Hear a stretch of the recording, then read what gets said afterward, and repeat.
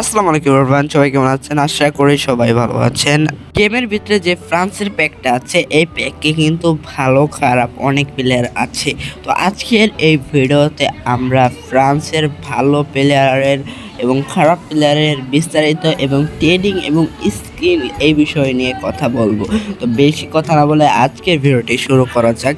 কিন্তু ভিডিও শুরু করার আগে আপনারা যদি এখন পর্যন্ত আমাদের চ্যানেলটিকে সাবস্ক্রাইব না করে থাকেন, ভাই আমাদের এই চ্যানেলে কিন্তু অনেক ভালো ভালো ভিডিও আপলোড করা হয়, তো অবশ্যই চ্যানেলটাকে সাবস্ক্রাইব করে দেবেন। তো লেটস গো। তো আমি প্রথমে নর্মাল কার্ডগুলোর বিষয়ে নিয়ে কথা বলবো। তো নর্মাল কার্ডের ভিতরে সর্বপ্রথম যে কার্ডটা আছে এটা হলো জাইরিওনারের কার্ড। তো এই জাইরিওনারের কার্ডটাকে আপনারা এইভাবে ট্রেডিং করতে পারেন।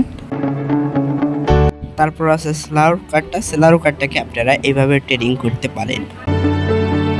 তারপর ফ্রান্সের যে গোলকিপার আছে সানবা, তাকে আপনারা এইভাবে ট্রেডিং করতে পারেন।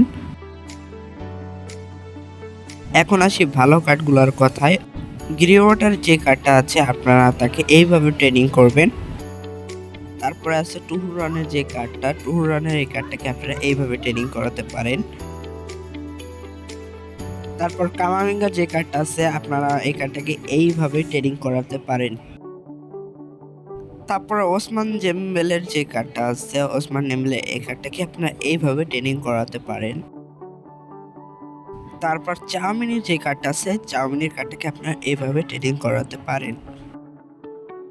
লাস্ট যে গ্রিজম্যানের কার্ডটা আছে, গ্রিজম্যানের কার্ডটাকে আপনারা এইভাবে ট্রেডিং করাবেন।